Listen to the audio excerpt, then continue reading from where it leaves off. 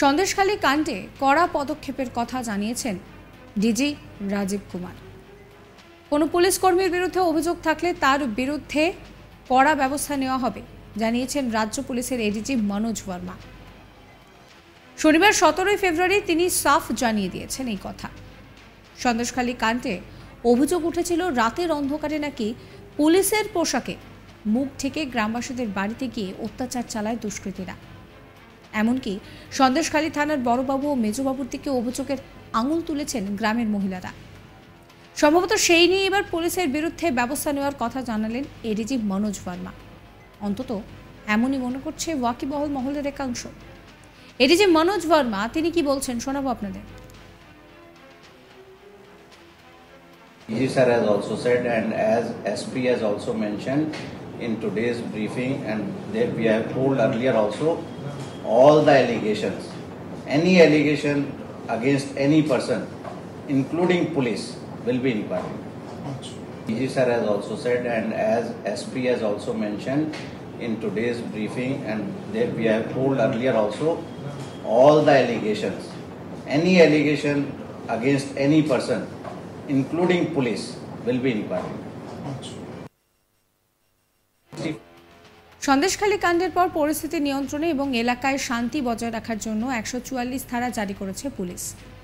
এই বিষয়ে এদিন এডিজি মনোজ বর্মা তিনি জানিয়ে দেন যে সন্দেশখালীর পরিস্থিতি এখন অনেকটাই নিয়ন্ত্রণে। ফিল্ড অফিসাররা পুরো বিষয়টা খতিয়ে দেখছেন। প্রয়োজনে কিছু জায়গায় 144 ধারা প্রত্যাহার করা হতে পারে। কি বলছেন তিনি শোনাবো।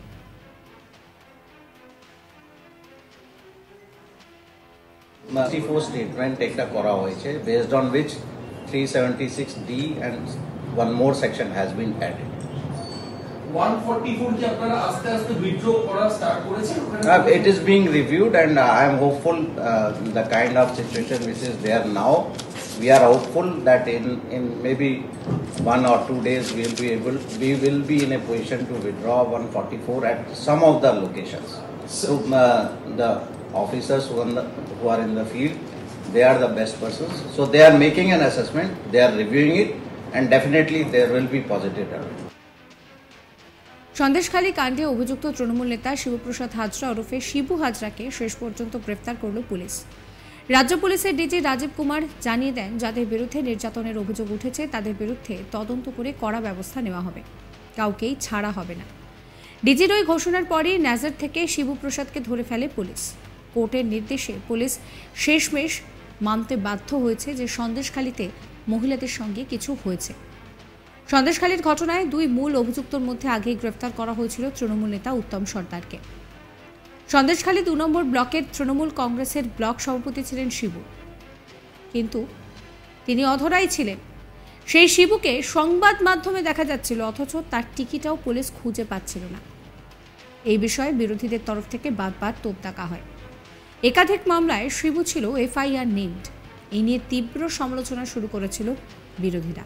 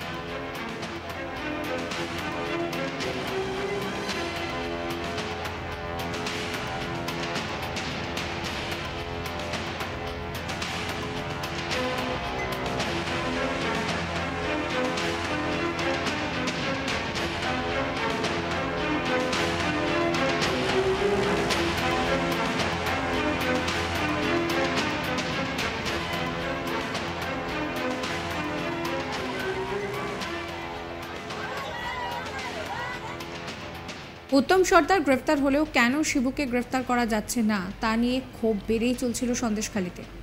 এবার এই আবহে শনিবার গ্রেফতার করা হলো শিবুকে। শনিবার সাংবাদিকদের মুখোমুখি হন রাজ্য পুলিশের ডিজি রাজীব কুমার। তিনি বলেন যে নির্দিষ্ট অভিযোগ এলে সবটা খতিয়ে দেখা হবে, কাউকে ছাড়া হবে না। শনিবারই শিবুর বিরুদ্ধে আদালতের নির্দেশে 2টি ধারা যোগ করে পুলিশ। গ্রামবাসীদের অভিযোগ ছিল স্থানীয়দের জমি দখল করে ভেরি বানিয়েছে শিবু। তার লিজের টাকা শোধ করেননি তিনি। উল্টে তৃণমূলের বৈঠকের নাম করে রাত বেরোতে গ্রামের মেয়ে বউদেরকে তৃণমূলের পার্টি অফিসে নিয়ে যাওয়া হতো, কখনো আবার নিজের খামার বাড়িতেও শিবু নিয়ে যেতেন। না যেতে চাইলে বাড়িতে পাঠিয়ে দিতেন সাদা থান এবং মিলত খুনের হুমকি। অভিযোগ, শিবুর ডাকে মহিলারা হাজির হলে প্রথমে কিছুক্ষণ পার্টির কর্মসূচি নিয়ে আলোচনা চলত, তারপর তাদের সঙ্গে অসভ্য আচরণ করা হতো বলে অভিযোগ করেছেন বেশ কয়েকজন গ্রামবাসী।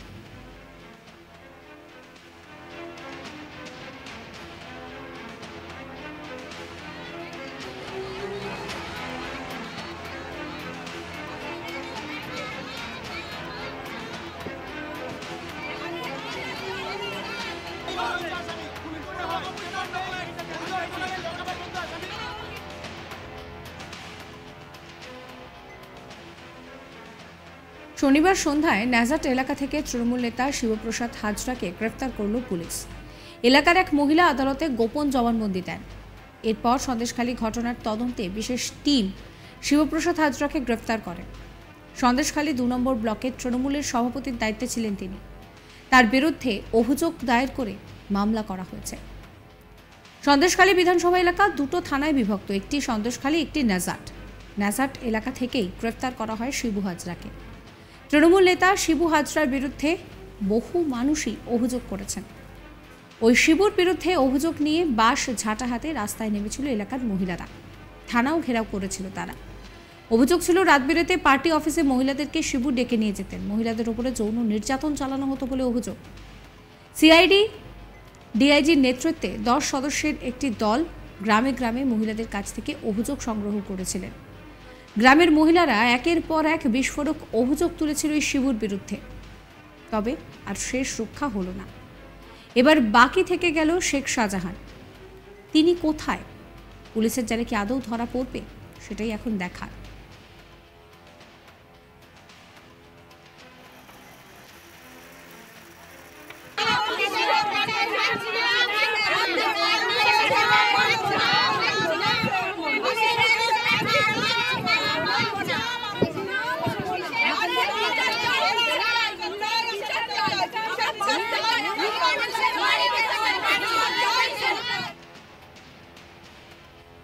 এডিজি মনোজ বর্মা তিনি বলছেন যে যদি কোনো অভিযোগ কোনো অফিসারের বিরুদ্ধেও আসে তাহলে কিন্তু সেটাও খতিয়ে দেখা হবে, কোনো অভিযোগই খাটো করে দেখা হচ্ছে না। কি বলছেন তিনি, শোনাবো আপনাদের। DG sir has also said, and as SP has also mentioned in today's briefing, and that we have told earlier also, all the allegations, any allegation against any person, including police, will be inquired. DG sir has also said, and as SP has also mentioned in today's briefing, and that we have told earlier also, all the allegations, any allegation against any person, including police, will be inquired. সন্দেশখালীর যাবতীয় update জানার জন্য আপনাদের নজর থাকুক আজ তাক বাংলায়। সাবস্ক্রাইব করবেন, চ্যানেলটিকে ফলো করতে ভুলবেন না আজ তাক বাংলার হোয়াটসঅ্যাপ চ্যানেল।